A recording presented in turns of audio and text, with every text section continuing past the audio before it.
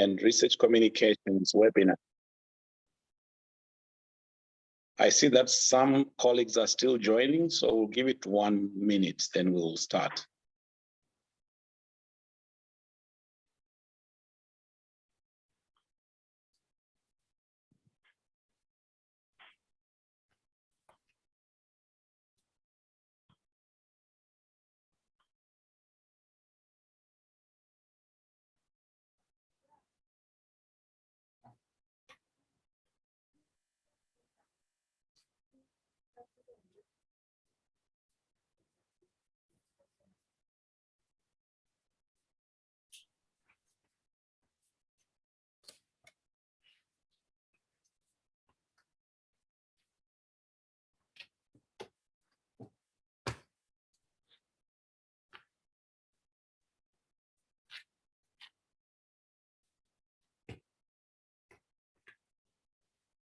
Hello, everyone. Good afternoon. So welcome to this series of webinars on publishing and research communications. This is our 6th offering. In fact, this is our last offering on this series. On this series, we are going to be focusing on increasing research impact. We all know that when we do our research, we want to make sure that we've got the highest impact as far as what we can achieve in terms of our goals and objectives. Today, we are going to be discussing the issues of dissemination of information as far as research is concerned.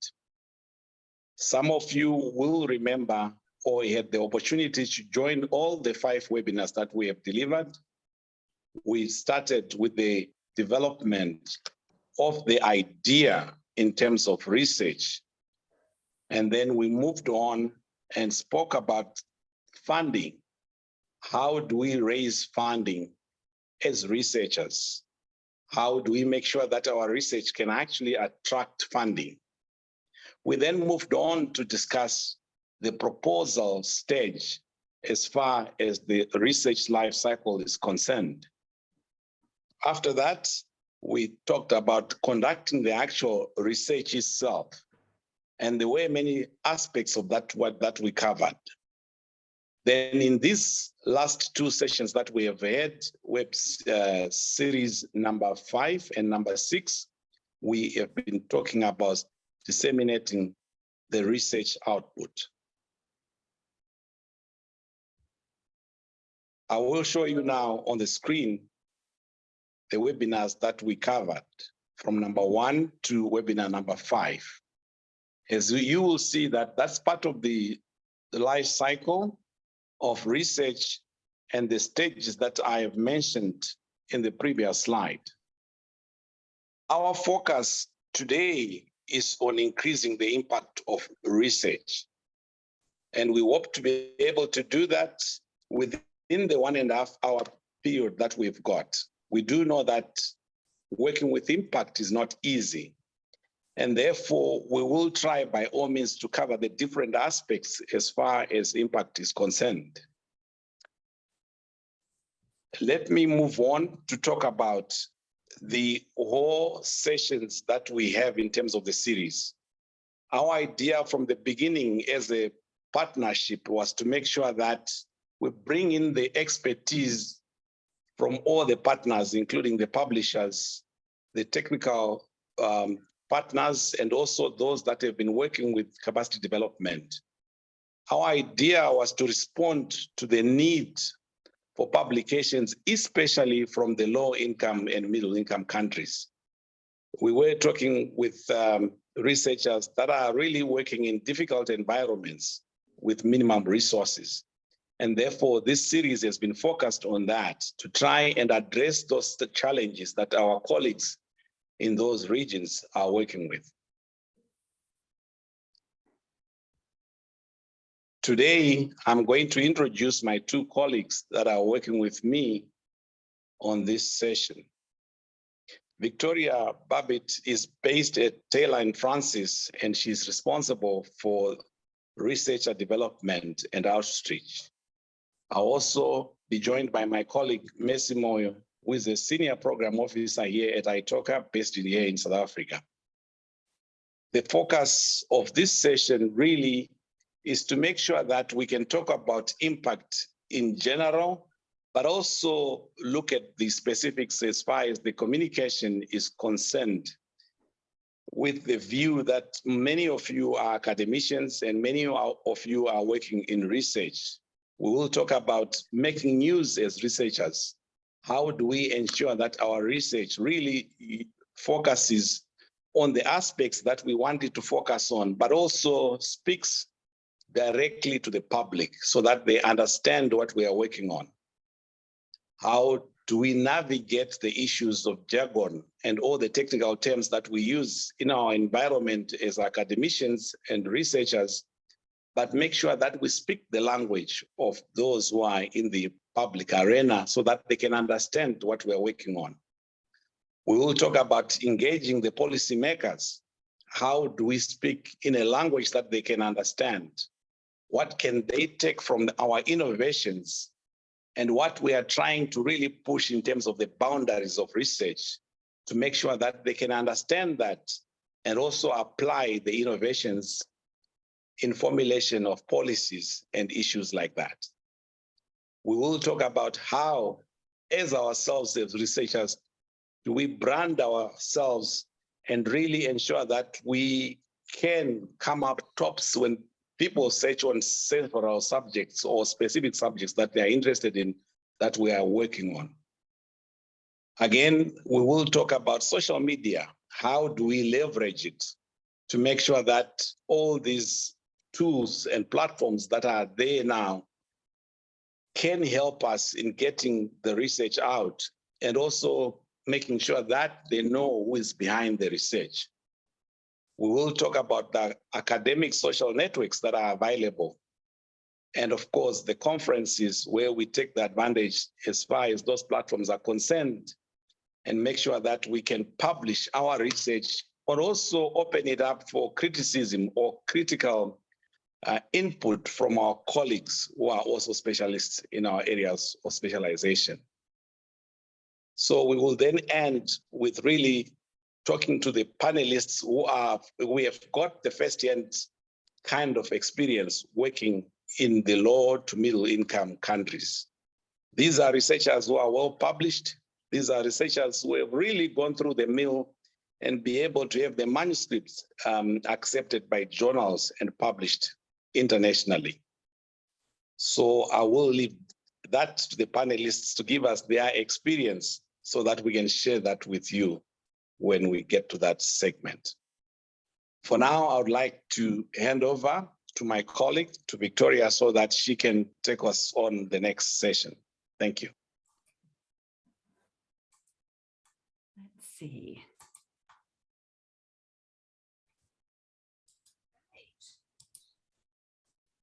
Wonderful. Thank you, Gracian, for the nice introduction. Can you see my screen?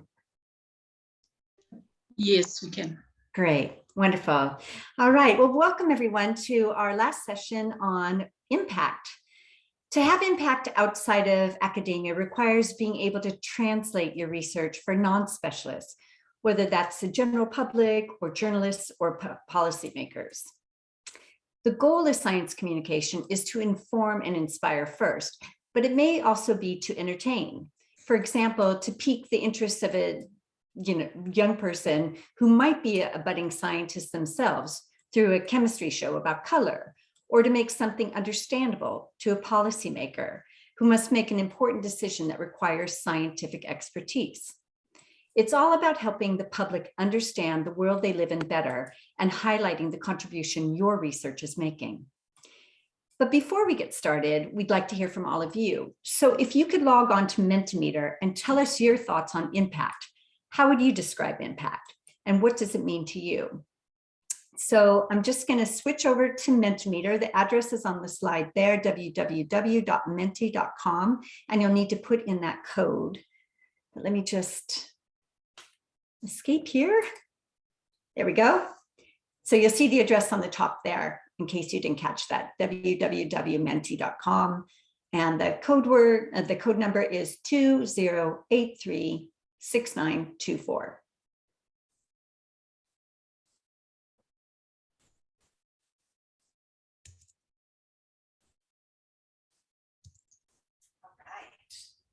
international, career, progress, policy-oriented, dissemination, solution, accessibility, that's a good one. Transform, policy-oriented. So it's a lot of folks who are interested in policy here. Career, that's great. Implementable, that's great. Change, some great contributions here. Understandable language, we're going to talk about that today. Informing policy, and change and transformation, spreading the word, increasing knowledge, explanation, yeah. Implementable, that's great. Fantastic.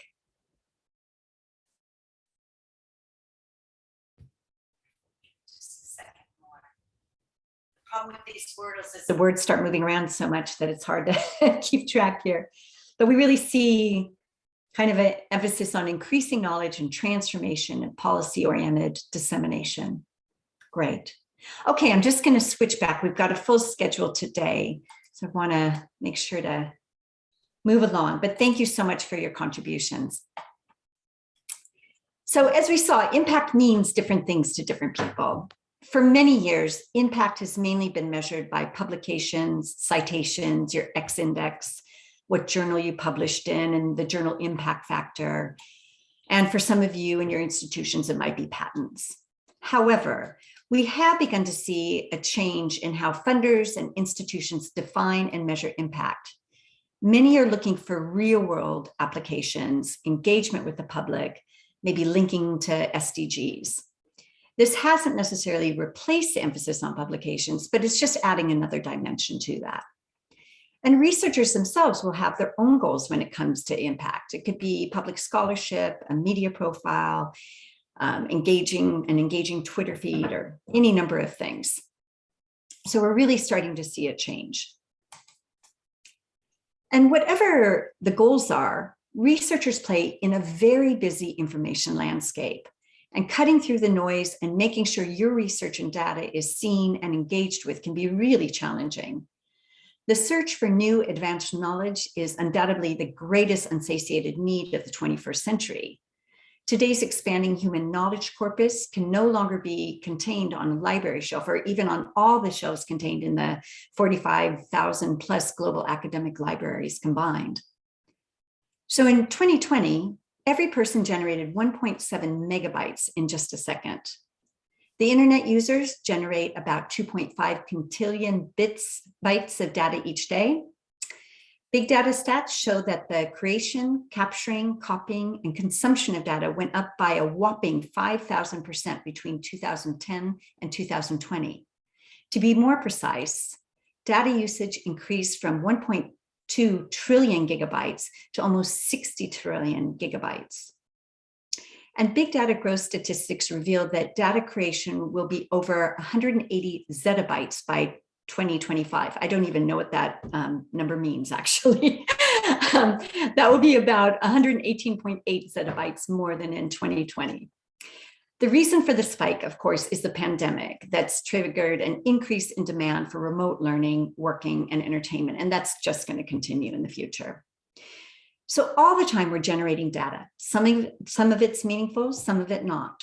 But it's important to optimize the data we put out to ensure that it gets the best chance of being viewed, shared, reproduced, and reused. And I suspect these reasons are all well known to all of you already, but it's worth mentioning here. Communicating your research more widely will increase the likelihood that your peers and other researchers will read it. This improves the chance that your findings will be built upon, creating the opportunity for more breakthroughs. And greater exposure of your research also delivers value to the institutions and funders who have supported your work. The more you communicate, especially in non-technical language, the more likely your research will be read from those outside of academia and potentially have an impact on the general public. Increasingly, we see researchers and institutions are being asked to show the value of the work they do to policymakers. Raising the visibility can always often achieve this.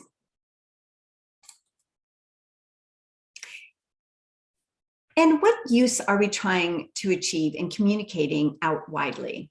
There are many different forms of impact that are particular to your different areas of interest. First of all, you have academic impact. And this is impact research makes in academia. For example, advancing and developing understanding or methods or theory within a field or across disciplines. And then you have cultural or societal impact, the impact research can have on people, culture, and society.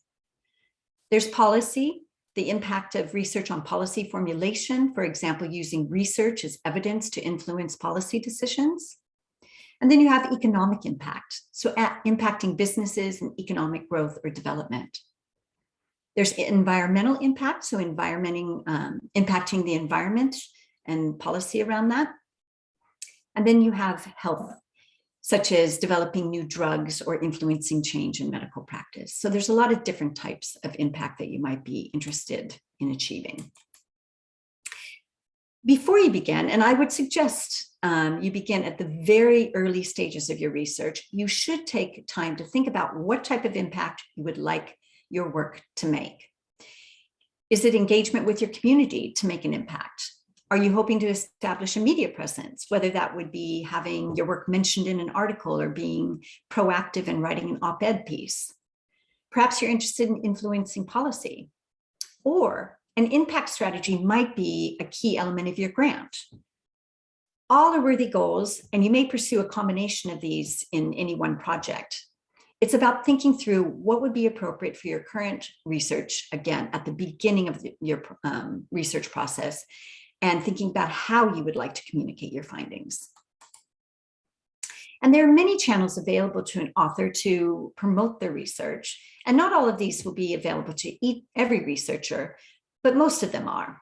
Some channels are more appropriate for reaching fellow researchers, like repositories or conferences or workshops, while others will be more effective for reaching non-specialists, such as social media or podcasts or policy summaries. Any successful outreach effort will likely involve a combination of all of these channels. And making an impact outside of academia often requires translating and repackaging your research in some way. And one way in which to do that is to create a plain language or lay abstract or summary. So plain language summaries serve the general purpose of explaining research to the non-expert. And there are different ways in which a lay summary can be used, both by members of, the general public and by other researchers who are non-specialists in your particular field of research. Many journals also offer the option and sometimes require publishing plain language or lay abstracts or summaries along with the articles. And plain language summaries can enable the reader to capture the content quickly and bookmark the paper after reading. It also helps to attract more readers, increasing access to the articles and the associated metrics.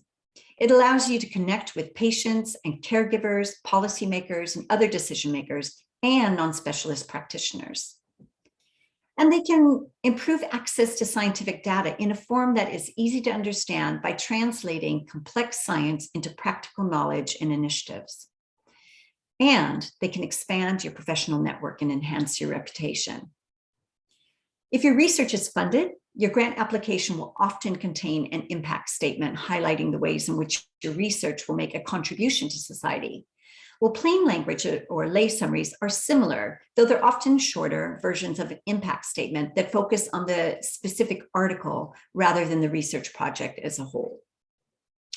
And plain language summaries can also be used to increase the visibility of your work on your departmental or your personal website, via social media or academic networking sites. And you can also use them when contacting press offices and external stakeholders you'd like to work with. Key elements of lay summaries, lay abstracts or summaries would include a sentence or two addressing the question of, so what? Why is the research important? For instance, you might highlight a prevalent problem in society and then link it to your findings. That would be followed by a concise explanation of the results with a brief description of the methods. As you can see here, the main emphasis should be on why the research is important and its impact on society. So you really want to focus on that and start with that. And as said, successfully communicating your research to the general public often requires repackaging it.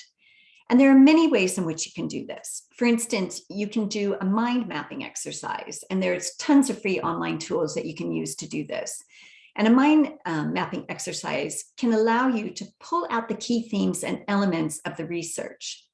Storyboarding, which is a key tool in media, can also be a really useful tool for mapping out the essential elements of your research. And again, there are plenty of examples online of how to do this. These exercises can help you identify structural components of the article. So what happened in your research? What did you find out? How does it change the science? How relevant is it for people?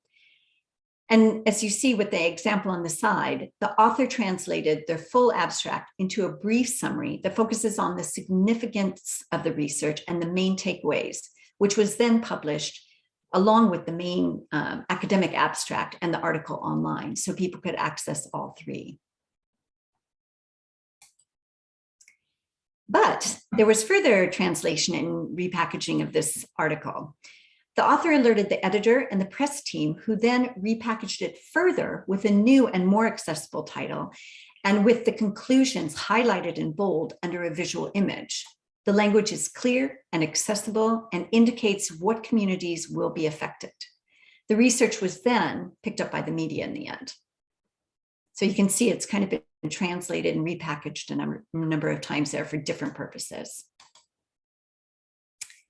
Finding a provocative hook can help your research stand out as well. And this involves summarizing your research findings in one sentence. So what is the most startling piece of information, the most attention-grabbing piece of information? The language should be clear, something that will give editors and journalists an immediate understanding of what the research is about and why they should be interested.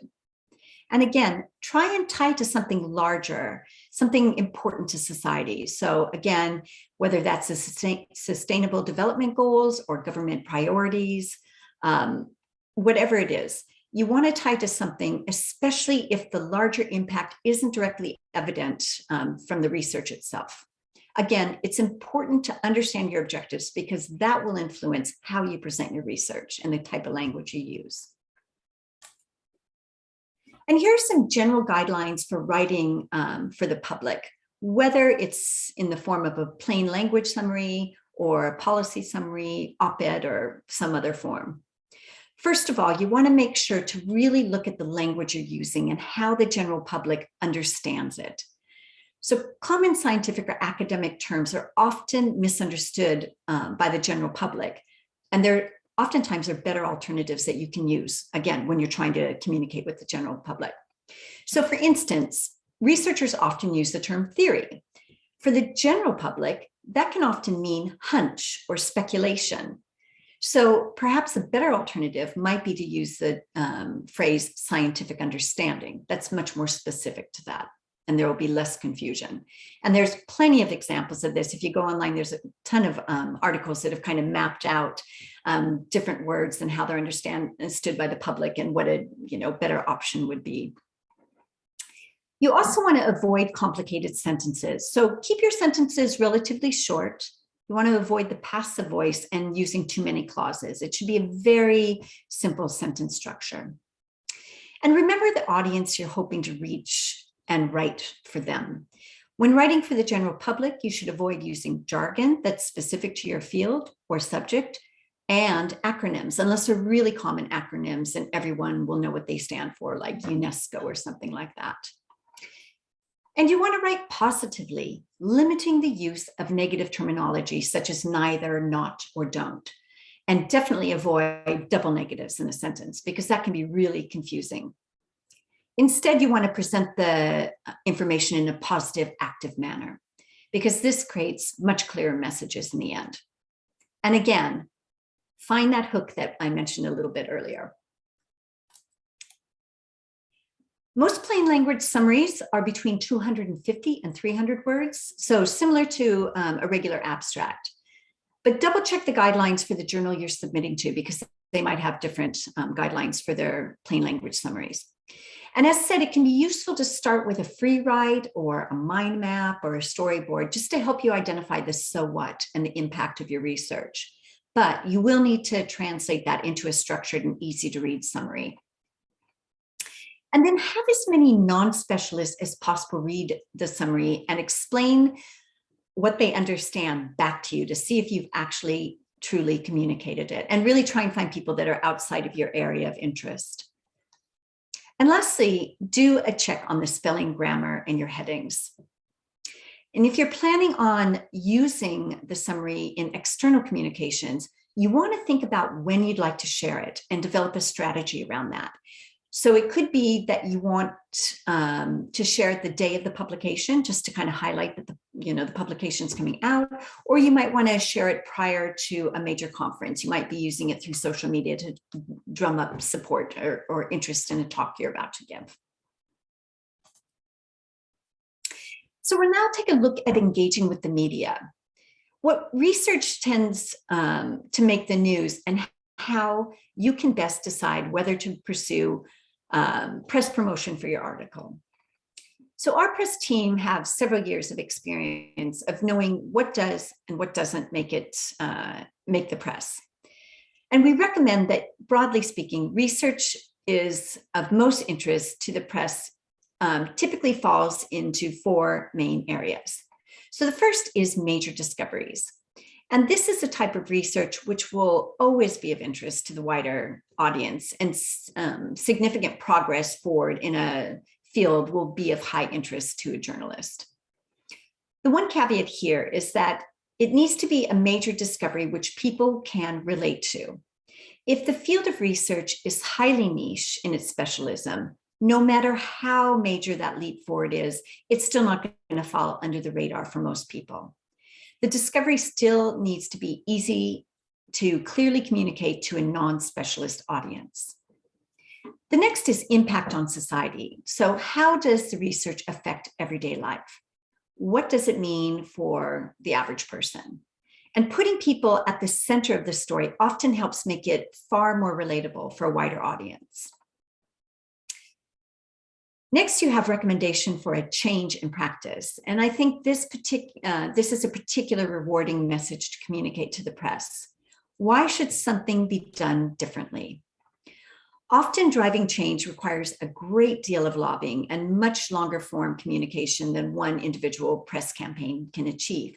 But it can often help bolster significant progress forward on highlighting a need for change in practice or in policy, and can be really a really effective tool for accelerating that progress. Then you have timely topics, and ideally this should be research which adds something of value to that media narrative. So in the past few years, coronavirus is the obvious example.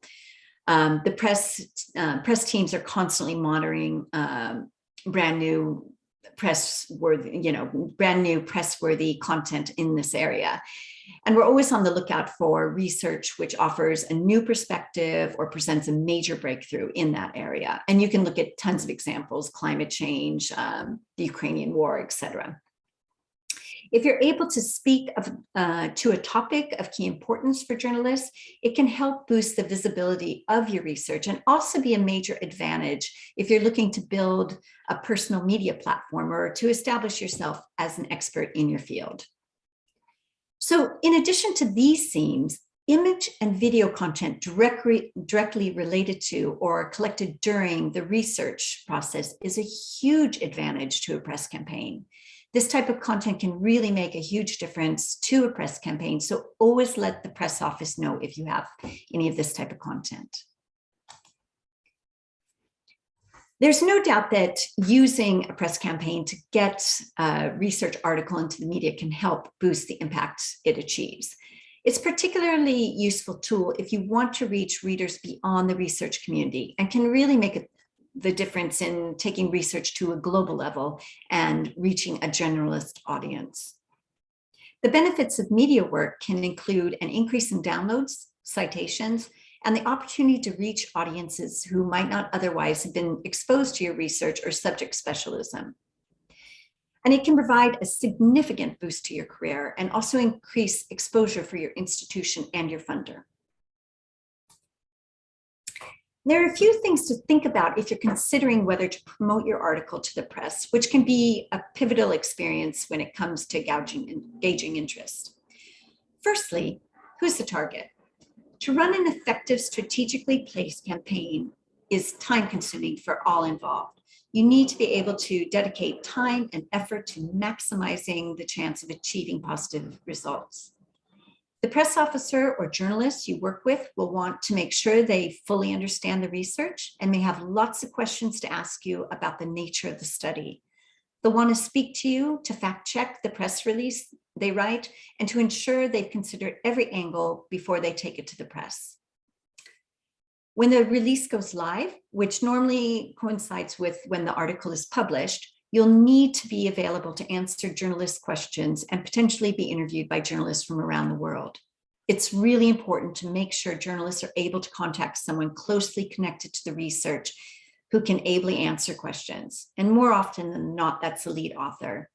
And all this takes a lot of time on the part of that individual. So you really want to make sure to identify someone who will take that role. And it should be someone who can really communicate that research and the work that was being done in a clear manner. You also need a clear message. Journalists receive hundreds of press releases a day. Your research needs to stand heads and shoulders above all the noise.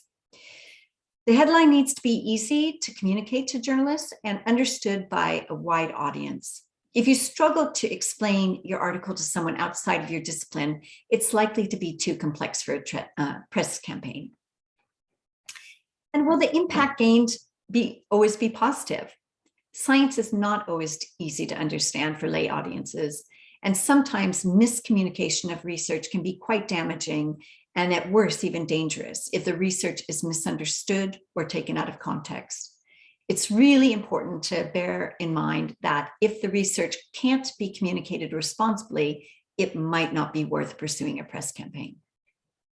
And press relations are just one tactic that we use to market journal research. And sometimes another channel might be better placed to ensure the research reaches the right audience. There are a few things to avoid or consider adjusting when you're working to get your research out there.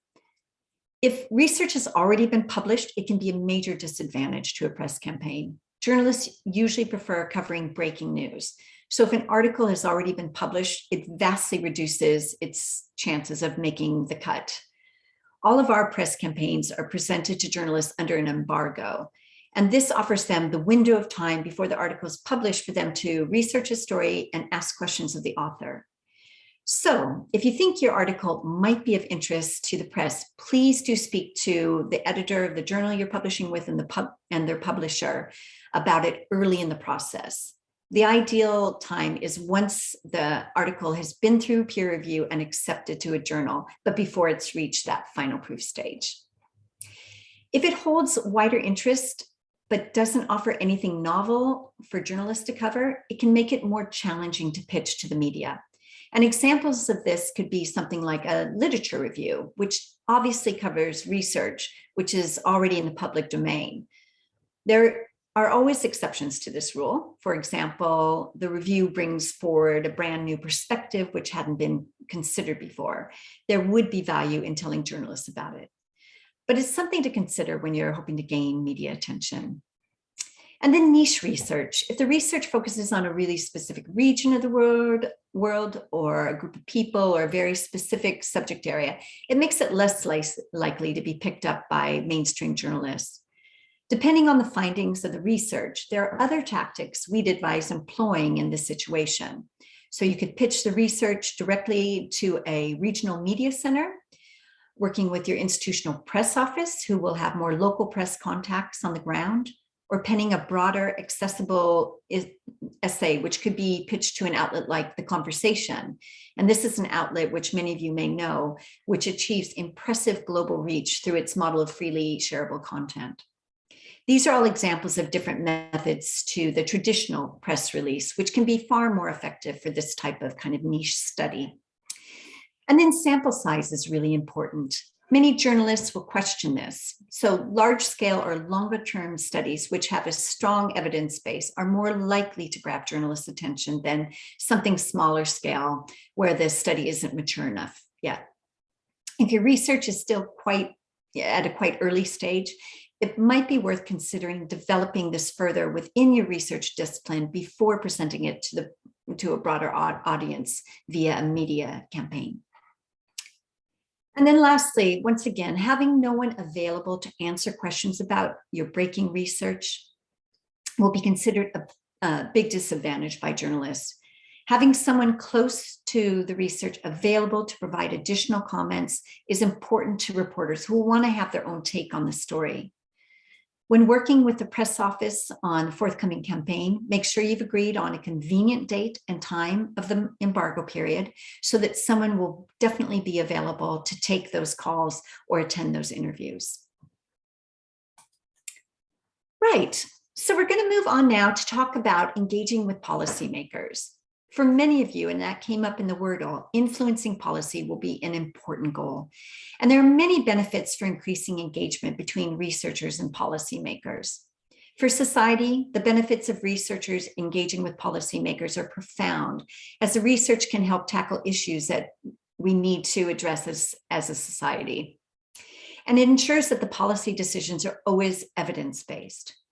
For academia, not only does it show the value and impact of the work done at institutions, it also helps to secure funding for researchers in universities and can serve as an inspiration in many different ways for the next generation. And for you, as a researcher, the reasons are many, but the main reasons are that the experience can be personally rewarding to see your work influence government policy. Your professional profile will be enhanced, which might lead to other opportunities and might strengthen future grant applications and bolster your legacy. So what do policymakers want? The first thing to remember is that people working in policy are usually incredibly busy. So make it as easy as possible for them to appreciate your work. First of all, they're looking for solutions to problems and solutions that work. As they are a part of a government, they will be looking for solutions that fit within the political priorities of the current regime. They're also looking for transparency so that they can understand the research, how the results were reached, how it applies to the problems they're trying to solve, and if there are any conflicts of interest. And lastly, they want help with finding up-to-date relevant research. As you all know, it's difficult sometimes to find research, and even more so for them. So that's the type of thing that they're looking for help with. And as said, policymakers are busy. They don't have time to learn new subject areas, so they're not interested in too much technical detail. Remember, you need to translate your research so that non-specialists can understand it. That being said, you want to avoid oversimplifying or talking down to policymakers. These are intelligent people. They're just not specialists in your particular area of research.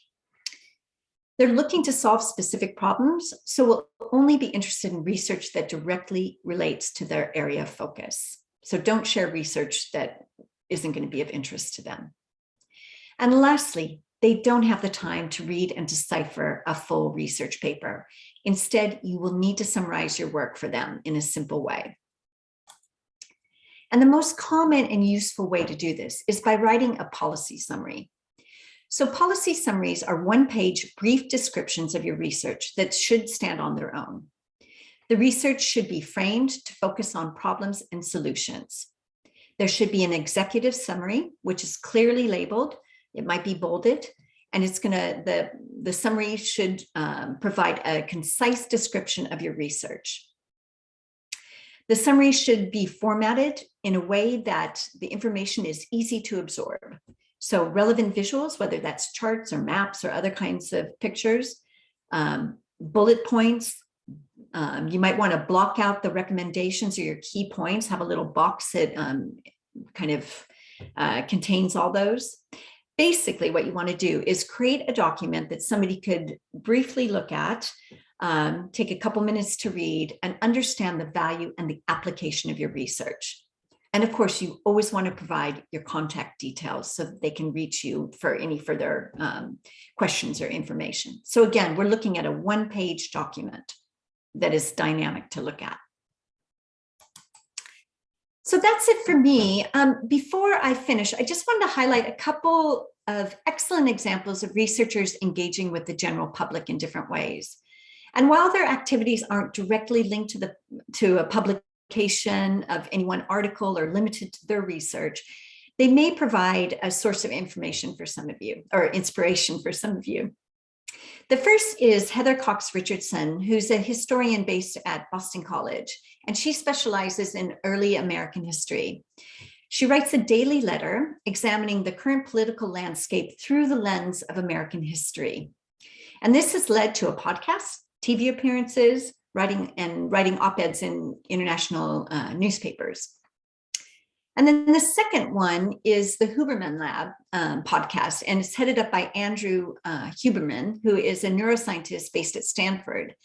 And each week he covers a topic such as improving your memory, providing science-based explanations for how the mind works, and provide suggestions. So he's always quick to say he's not a medical doctor.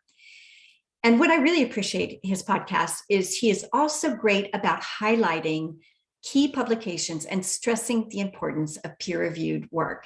So it's kind of an exercise in bolstering truth in science. So these are two examples. I'm sure there's many more out there, but perhaps you yourselves will start your own podcast in the future. And with that, I will pass over now to Gracian and Mercy to discuss social media and conferences and such. Let's see, I will stop sharing. There we go.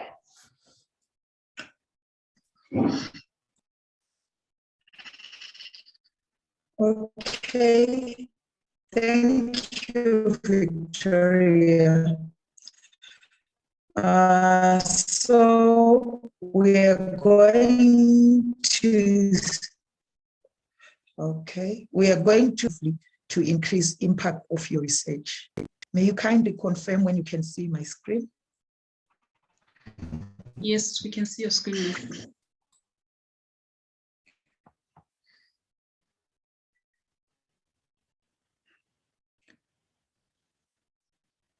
Okay, thank you very much.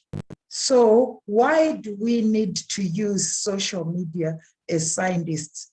So social media news, as we all know today, before we radio or TV, we actually find it on social media. Scientists are also increasingly using social media to talk about or read about science.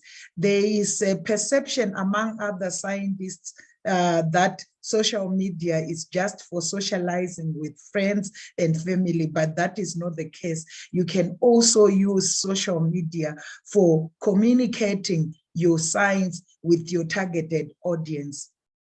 Social media is a great medium for networking with colleagues, promoting your work, and for demonstrating the impact of your research. It is now difficult to stand out and get noticed due to the large number of published work being released into the world annually. We saw that presentation, that slide that Victoria was showing us, that was showing the amount of science that is being produced on a daily basis. So for you to be able to stand out, there are some aspects that you need to engage in. So having your work on social media increases the chances of it reaching out to different databases, outlets, and also reaching your target audiences. Why should scientists use social media? Like social media, it boosts your professional profiles. Like I said in the previous slide, you can also network using social media, and some funders or projects, they are recruiting students using social media, and you can also reach new audience using social media, and it acts as a public voice for science, and like access to most social media sites is free. All one needs is to create an account for them to access the news or publications that are on social media. So social media also makes science accessible, and online outreach can also help you to get funding, because those funders, they are also on social media. So they can actually look for people to work with using social media.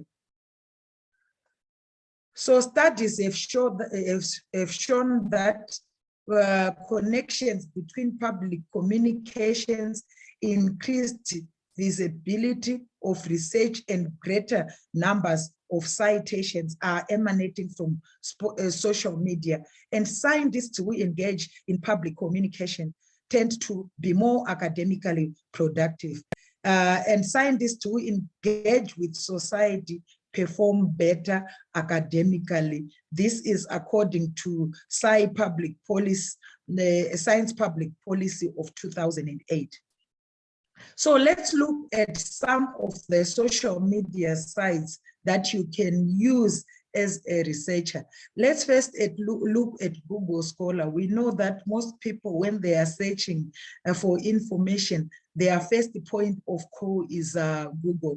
So Google has actually developed a scholarly version of Google, which is Google Scholar, where like any scientist can actually create a profile, a Google Scholar profile, and link their work to the Google Scholar profile. So by so doing, you are actually increasing your visibility as a researcher or as a scientist, and you can also see how your work is actually performing, because Google Scholar also gives you or awards you what is called a hash index based on the number of citations that your publications have actually received over the time.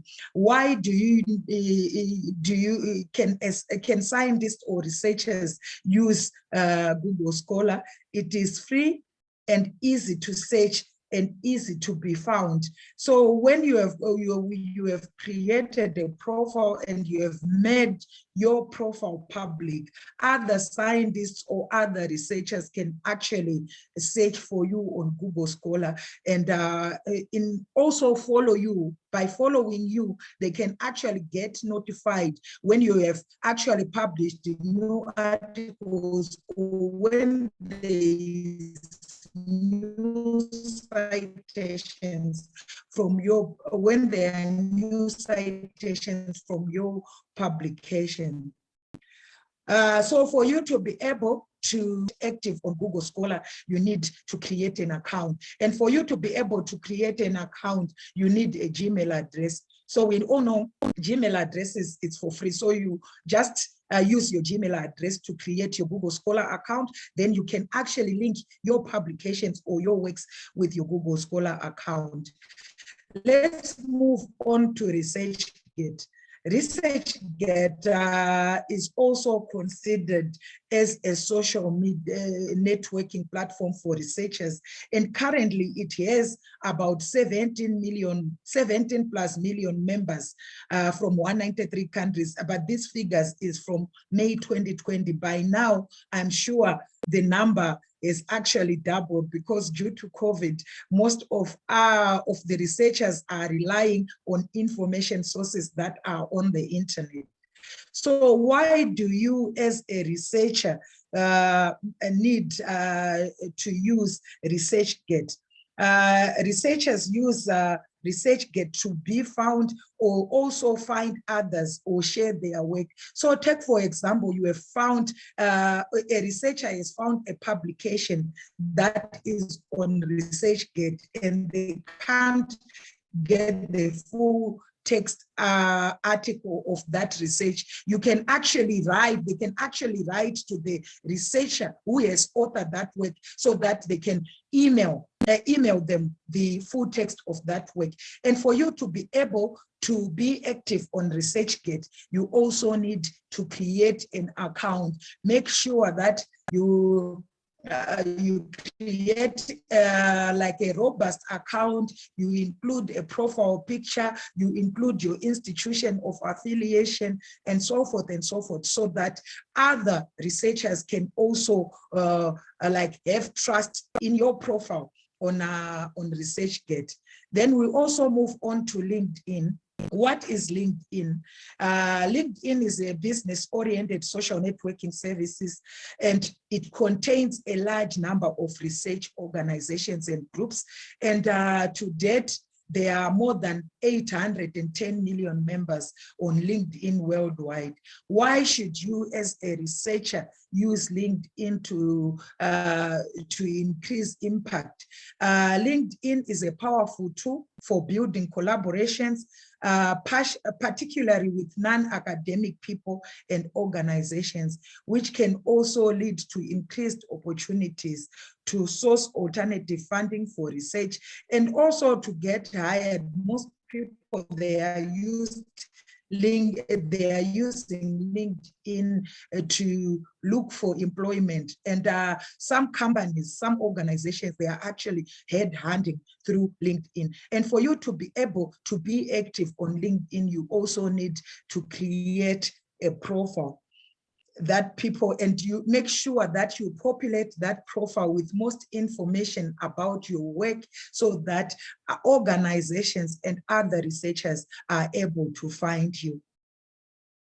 Then we've got tips to optimize your presence on LinkedIn.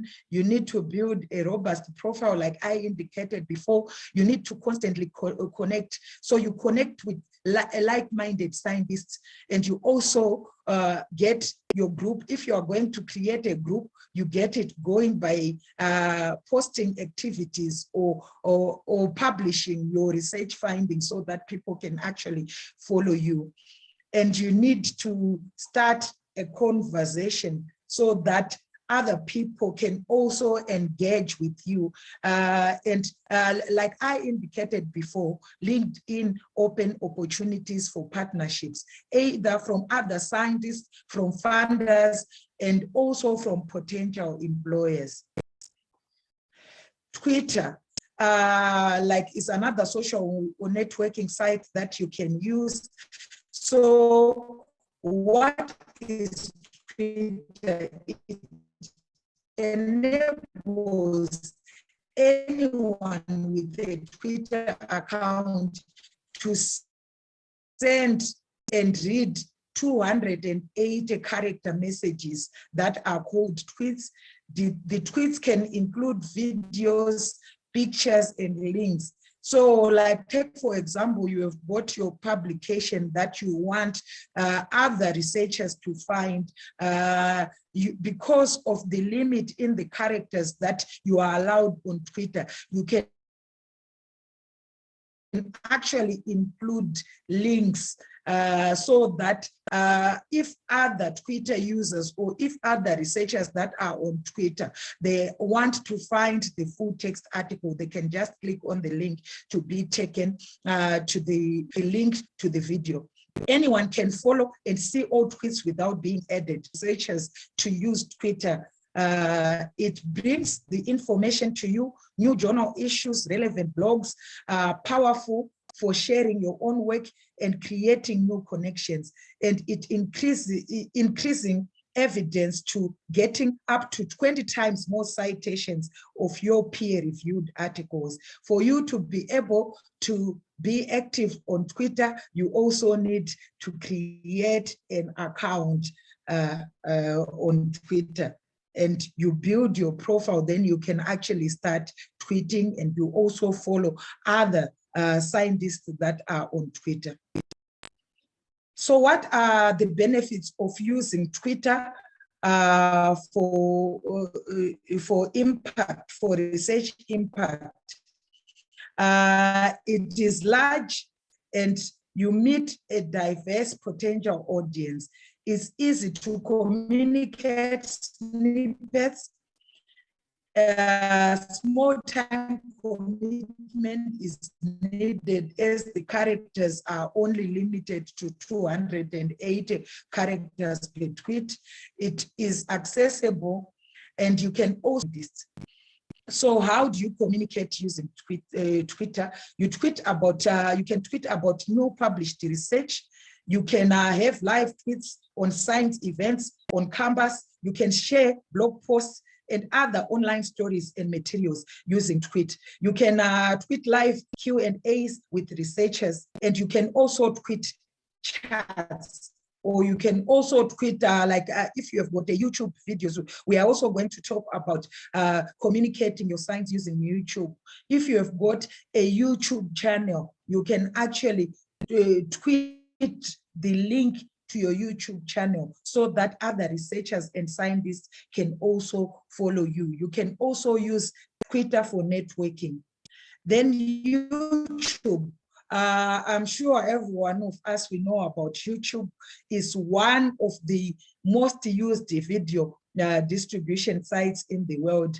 For you to be able to use YouTube, you also need a Gmail account. Then you can create a YouTube account for yourself where you upload your different science videos, and the channel should be engaging so that other people can also follow you or follow your channel. Because if there is no engagement, the chances of people following you are very minimal.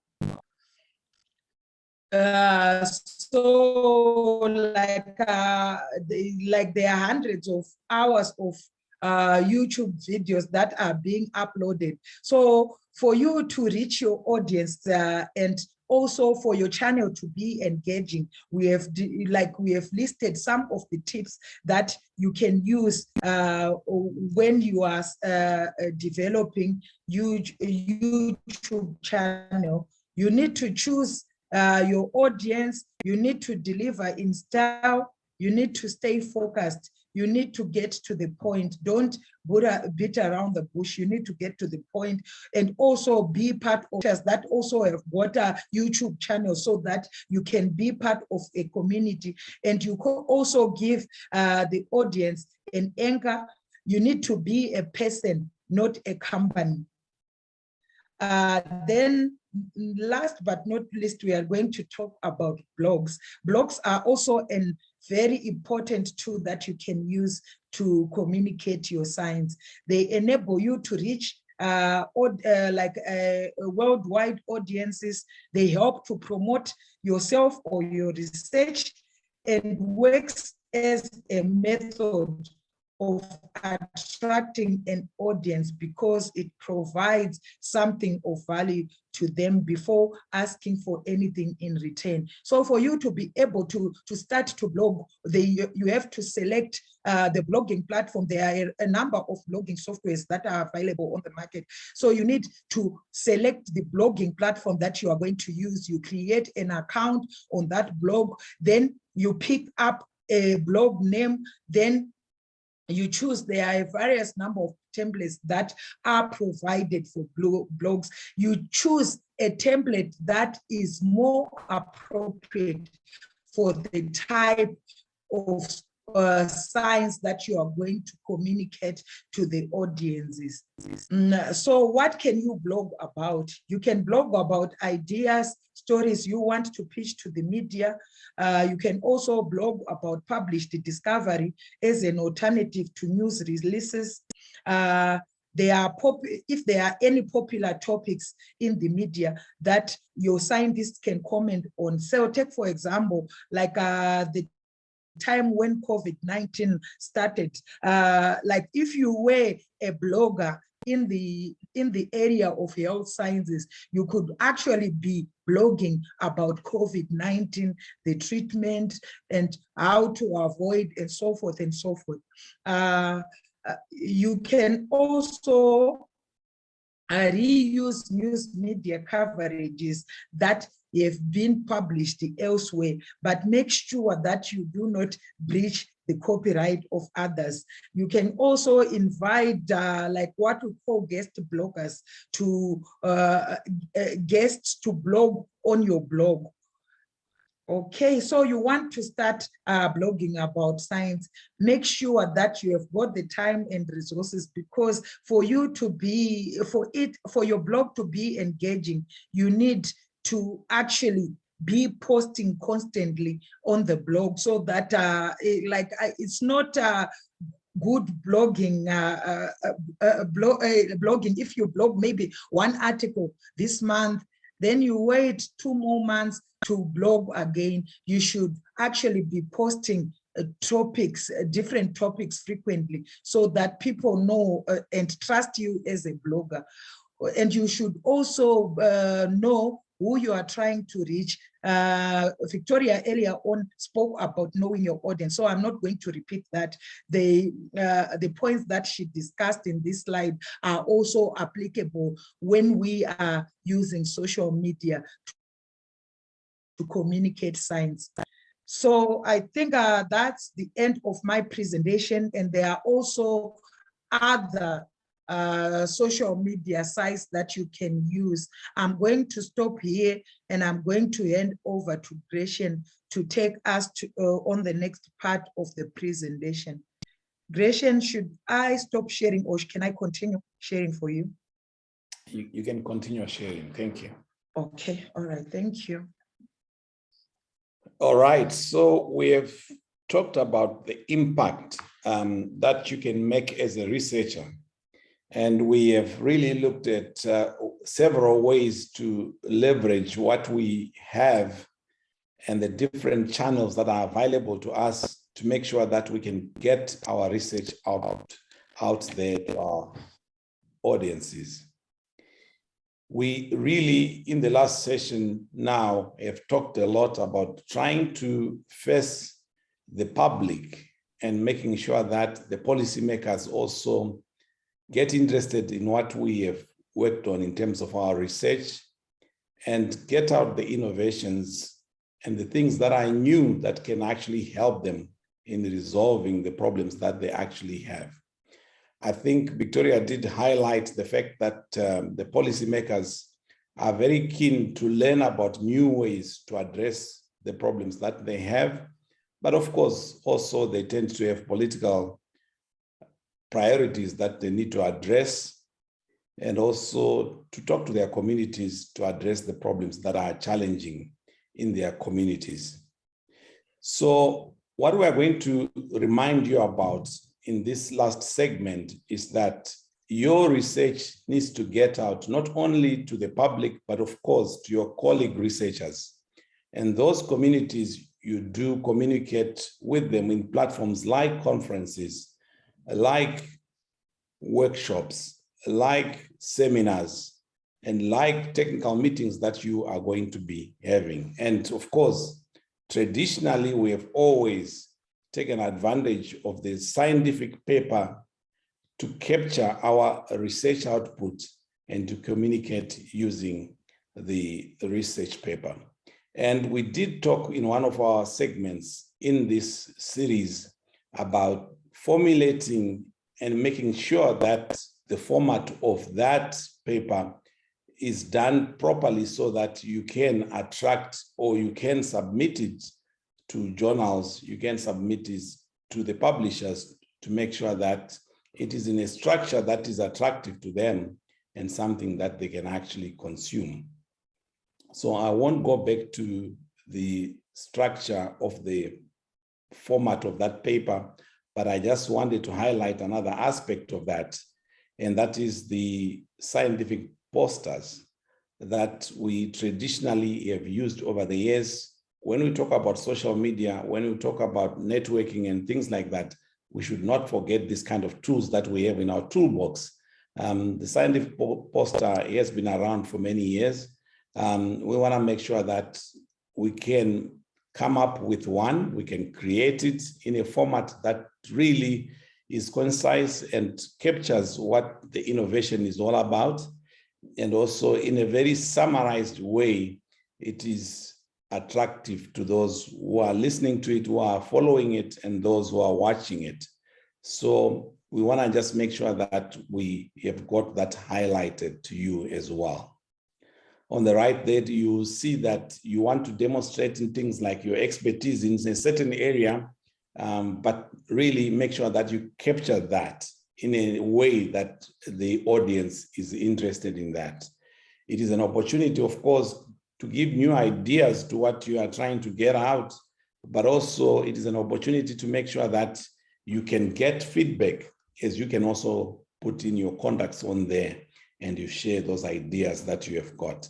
It is an opportunity to collaborate. It is an opportunity to hear from your colleagues who are specialists in your area and make sure that they can point out the areas that they think can be improved, especially if you are presenting at a platform like a conference. You want to really get out that feedback so that you can improve when you work on the research output as a paper now, as an article, where you are targeting things like journals and also other publication channels. We did mention that there are other opportunities also in terms of networking as far as working with communities of practice. And those opportunities are there. As the Research for Life partnership, we have created 2 platforms that now we have. The one focused really on capacity development that ITOCA is hosting, and that network really has been running now for the last 15 years, and we have got quite a number of participants that have joined it. We have got over 8,000 researchers from across the world now that are contributing ideas and specialists in their different areas. And we would like to encourage you to join such a platform or join the capacity development network for ITOCA to be able to contribute your ideas. The Research for Life as a community worldwide is also another community of practice, and we are encouraging those who are participating in this series to join that network as well. We want to hear from you, not only to hear about the kind of work and outputs that we are giving you in terms of Research for Life as a collection, but also to hear from you the kind of research that you are doing and what you are focusing on. We would like to get that feedback as much as possible and really collaborate with you to ensure that we enhance research and publication coming out, especially from the low income and medium income countries. That's what we are encouraging. Let me end this session by just summarizing the fact that really, when we want to network, the idea is that we are trying to build our profiles, but also more importantly, hearing from the other researchers. We also talked about ideas on how to update our thoughts, our innovations, building on the knowledge and areas of specialization that we are working in, but also ensuring that we take advantage of the tools that are available and platforms to reach a wide audience. You as a researcher want to make sure that you really are speaking, especially targeting the policymakers, so that you are also getting the recognition that you deserve. But more importantly, you are also building in terms of your knowledge so that you can improve in terms of publications going forward. We did talk in one of the sessions on how to really promote our research outputs, especially targeted at potential funders and industry partners.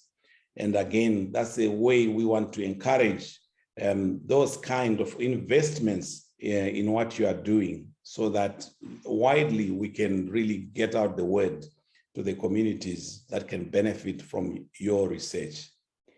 Together, working as collaborations, be it with state or non-state entities, we can work together in getting out new innovations. The SDGs are there. They are an opportunity for us to improve and address the issues that we have, be it on poverty or to do issues to do with climate change or environment in general.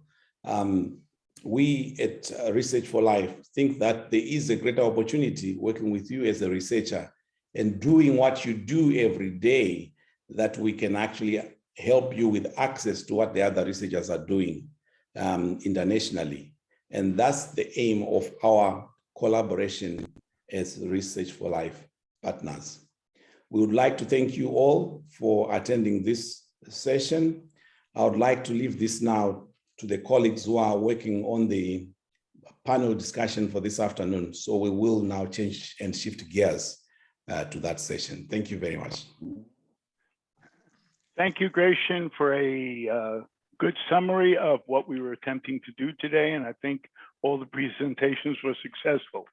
We have three, excuse me, we have three panelists, and they're going to make some brief comments about either the topic that was discussed today or something as a researcher they found very critical in this LMIC environment to get published. So we have Professor Dele Fawale, he's a retired professor of nematology, University of Ibadan, Nigeria. We have Dr. Christine Kanyango, the Emeritus University Librarian, University of Zambia. And we have Mr. Biliamin Papula, Medical Librarian, University of Medical Sciences, Ondo City, Nigeria. So we're going to give them each 3-4 minutes, and then maybe we'll have a little more discussion if we have time. So I turn this over to Professor Dele. Thank you very much, Lenny. I don't know if it's possible for me to share my screen. It is. All right. Go ahead. I'd like to do that.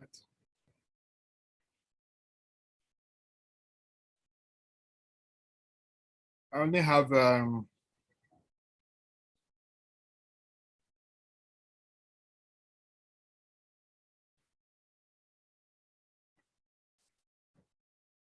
I on? Hello? Yes, we can. Yeah. Publishing we see challenges. you, we hear you. But you can't see my slide. You can't see my screen?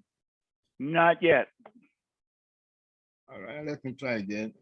Anyway, let me go on since I only have 3 minutes. Yeah. Sorry. No problem. Yes, I've been asked to talk about challenges that I faced in getting my research results published as a young scientist. I have highlighted 3. The first major one is the challenge in choosing the particular journal in which to publish, trying to decide between the local journal or the international journal. Then also relating to the journal choice is trying to decide whether to publish in a subject-specific journal or a journal that has a broad subject coverage. For example, as a nematologist, I had to decide whether to publish in a journal that addresses only nematology issues, or perhaps in a journal that has a wider coverage in the area of plant pathology or crop protection. So the choice of a journal are very, very important. The second challenge that I encountered was in having to pay page charges. Not many journals are free publishing. So looking for the money to pay page charges was a major challenge for me as a young scientist, as a young researcher.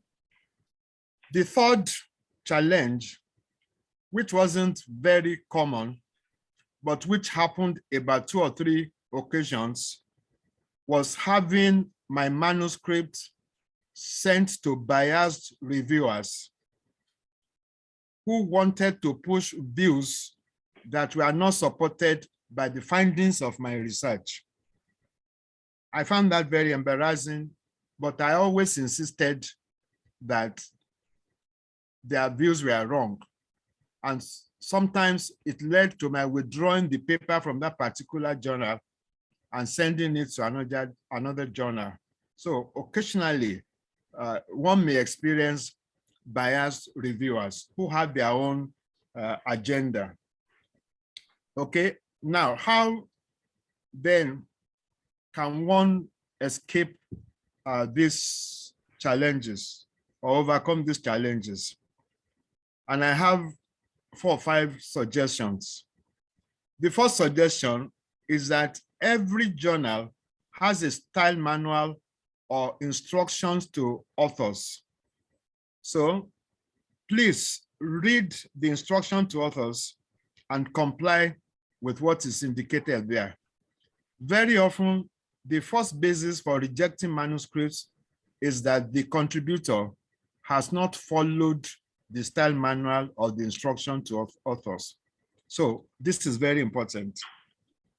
Secondly, it is suggested that the draft of the manuscript should be shared with trusted colleagues or senior colleagues before the manuscript is sent to the journal editor. I found that this was very helpful because sometimes the mistakes that I didn't see, my colleagues or a senior colleague saw, and that helped to guarantee success of the manuscript. Of course, there is the fear of the data being hijacked, but that's why I said trusted colleagues. So that can take care of it. So, as young scientists, you should also be aware of predatory journals. Don't send your manuscript to predatory journals because very often they have non-existent peer review processes, and they also have unbelievable publication timelines. You send your manuscripts today, and in a week later, the manuscript is already online. So those are not good quality journals. So be very careful about sending your manuscripts to predatory journals.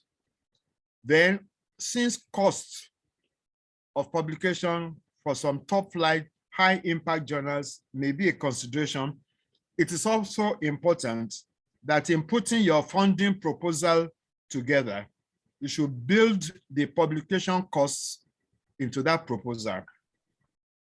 Okay. Finally, they say that practice makes perfect.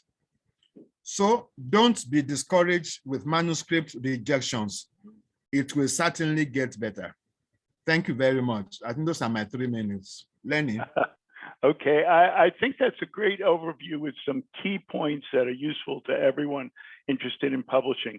I remember one workshop where we had a lot of doctors and we were trying to decide which journal to send a specific abstract to. And the doctors started arguing about that issue of broad versus, say, public health versus more specific topics. So that has come up many times. I just wanted to comment on that. And now I'd like to turn this over to Christine, who is the Emeritus University Librarian at the University of Zambia. And that is the first place I went to in Africa in 1992. So we know each other for a while. Thank you, Christine. Thank you, Lenny. Good afternoon, good evening, is it good morning to everyone? I want to just talk about 2 issues which are kind of related. When I was starting into academia publishing, I think there were a lot of things that I didn't know.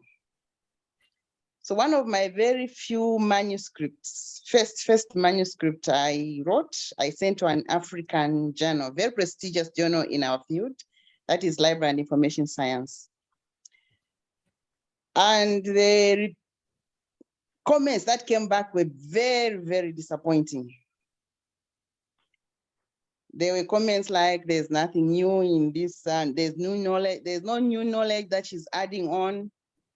This topic has been overwritten. So it was a definite no. I didn't touch that manuscript for some time, but after a few weeks, I went back to it. I said, no, what I have, according to me, what I had written was new in our context in Zambia. So I don't think that these people that are peer reviewing my manuscript really know the situation in Zambia. So I looked at it and sent it to Elsevier, one of the journals in Elsevier. Elsevier obviously peer reviewed it, made some comments, came back, I changed a few things, and it was published by Elsevier. And the month it was published in, it was the most downloaded article in that journal. So I think that I know we always talk about it's very hard to be published in Europe. I think it is, but sometimes it's not. And there's maybe biasness in Northern journals.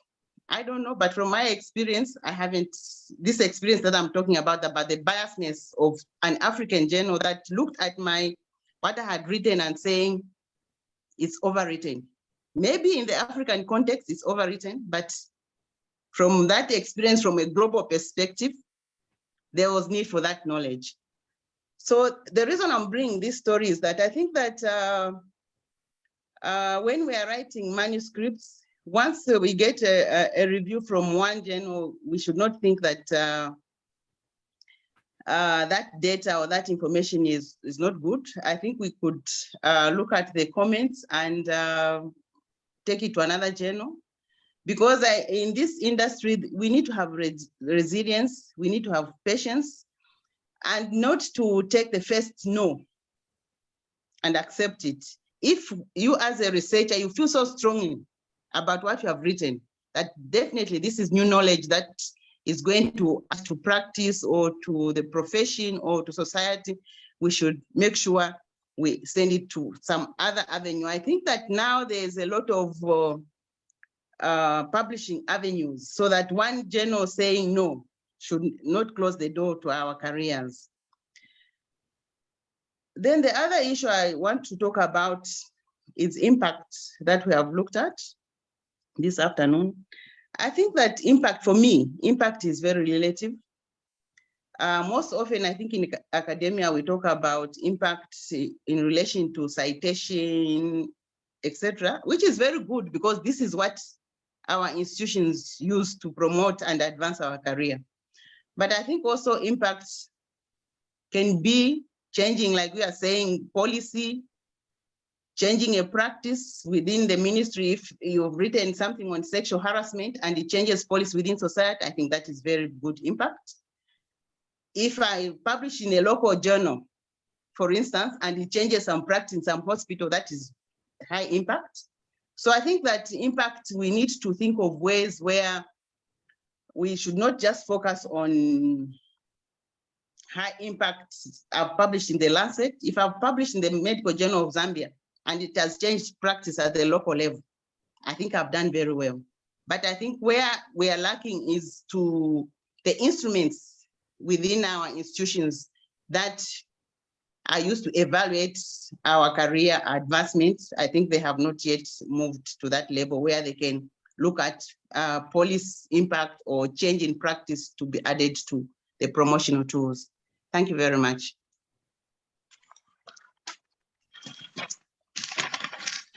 Just a quick comment, Christine and Dele. The problems and experiences of young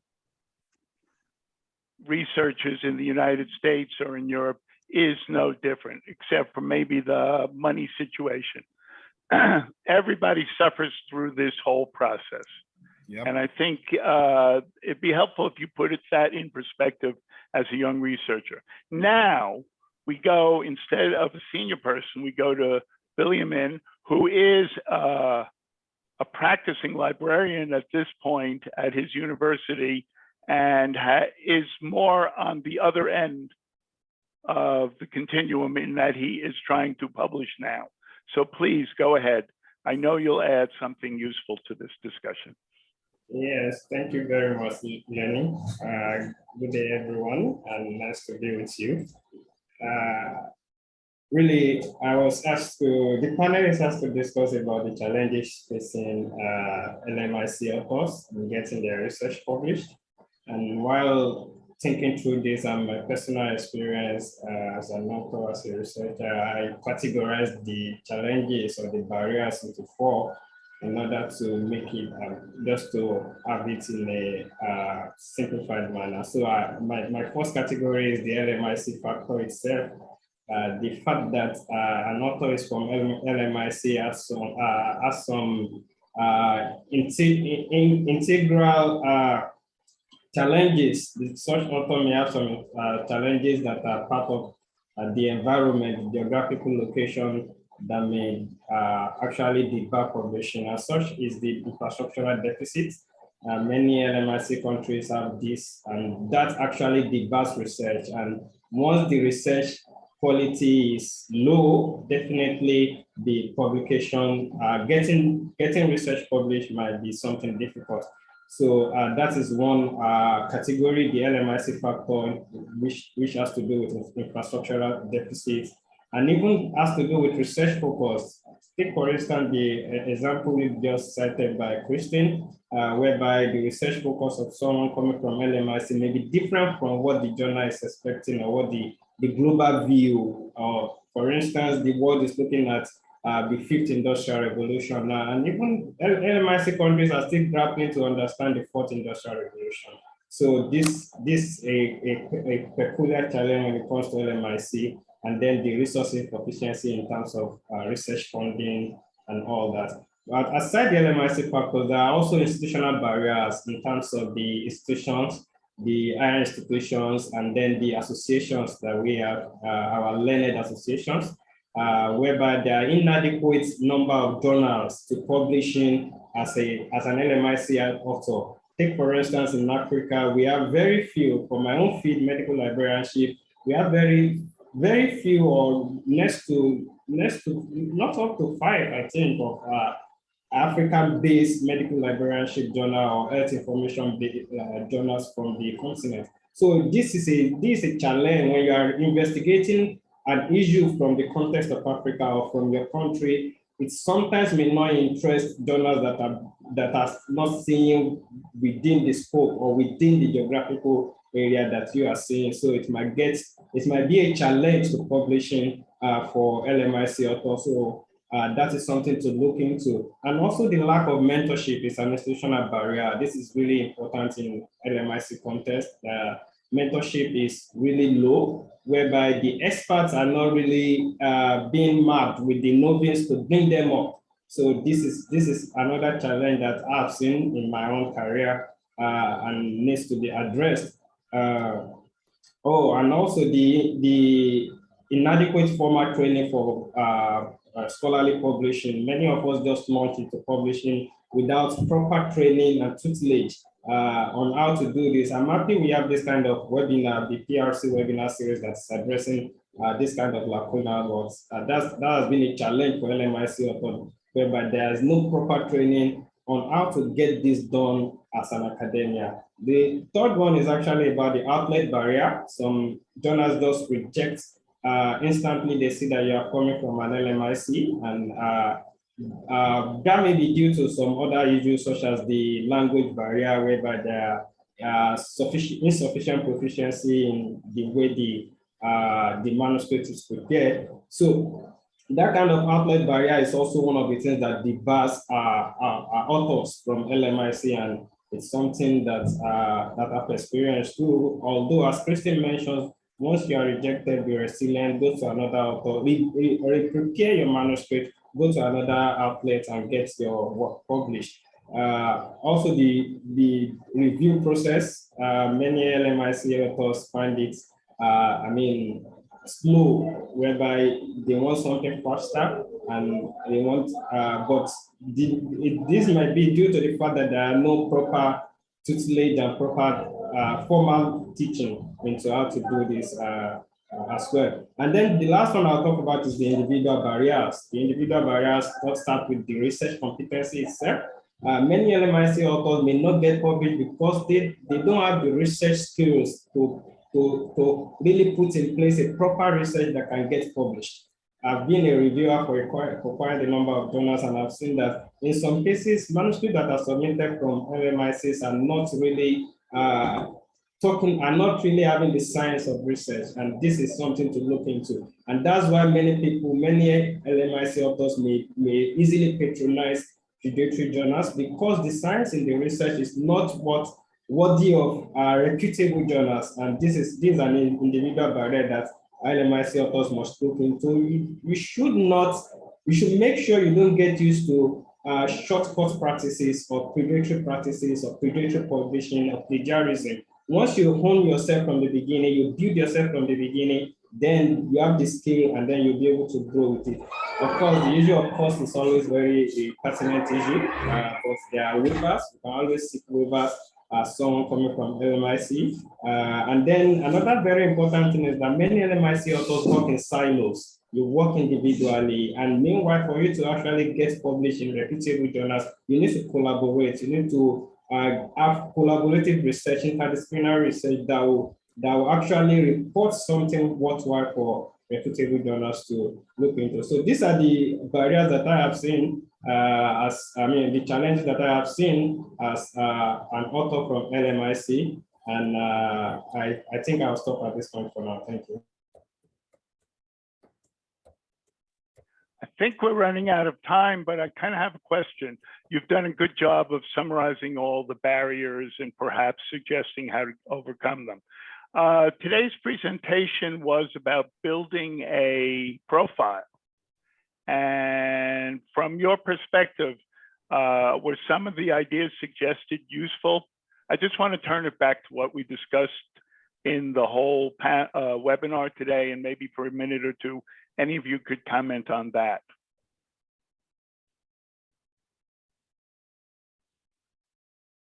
Please, whoever wants to go first, go ahead. Okay, I think I can take that. Yeah, this is more areas you've dealt with. So talk a little about building your profile. I think that would be useful. And then we'll call it a day.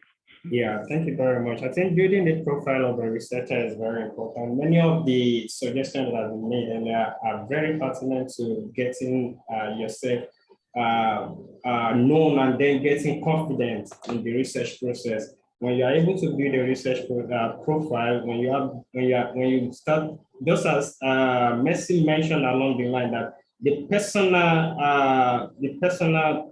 kind of satisfaction or personal gratification you get from building the profile will continue to encourage you further. So once you have the profile in all these platforms that have been mentioned and you follow the process, we start seeing the impact yourself. You have the personal gratification and it propels you to do more. It prepares you to be more interested in research, grants you more in research. So the impact measure is very important. When you are measuring your impact, you are seeing that your work is getting useful out there and you are being recognized for it.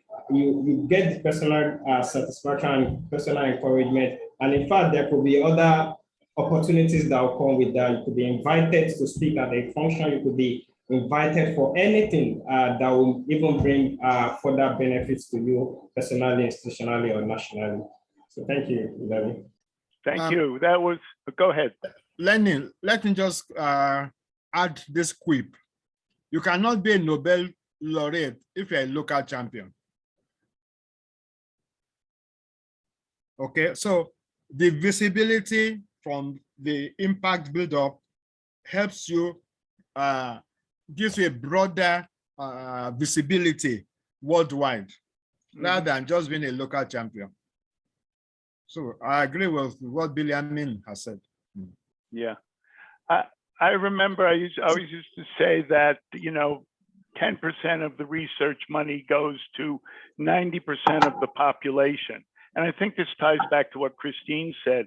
It's really important that you get your research out there, because it's potentially impacting on a different world that needs a bigger voice. So we want to encourage you, if at all possible, to publish and build your profile and do the things we have suggested in this, the last two webinars. But I think we're out of time, and I'd like to turn it over to Kathy for a couple comments at the end. I appreciate the contribution of the three panelists. Thank you very much. Thank you, Len. Yes, thank you very much for everybody. And actually, just want to wrap up. By the way, I'm Kathy Kwan, the coordinator of the Research for Life PRC webinar series.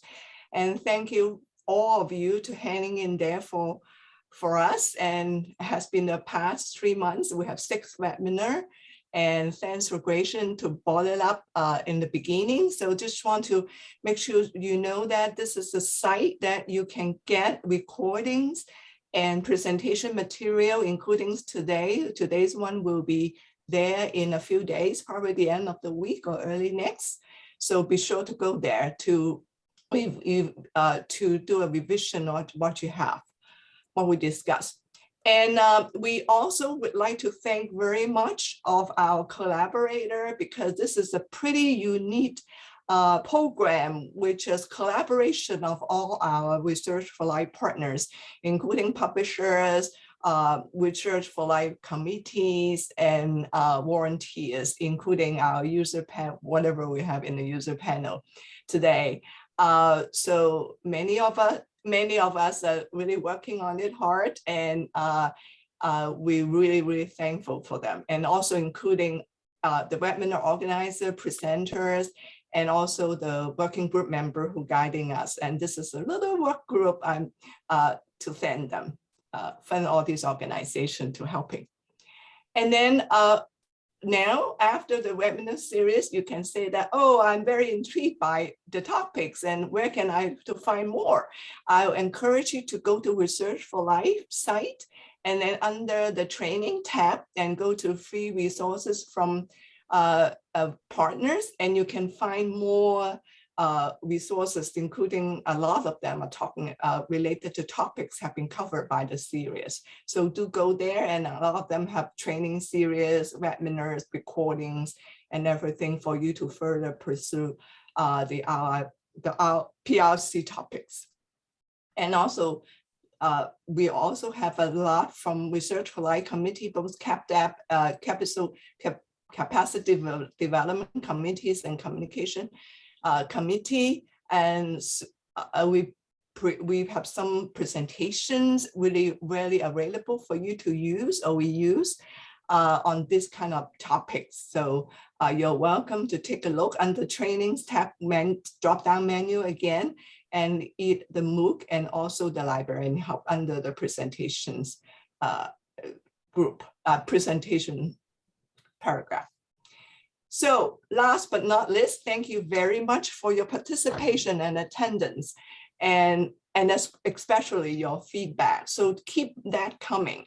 And if you want to connect with us further, so in addition to joining the D group that Gracian talked about earlier, you already, when you opt in the registration, we also kind of add you to the D group.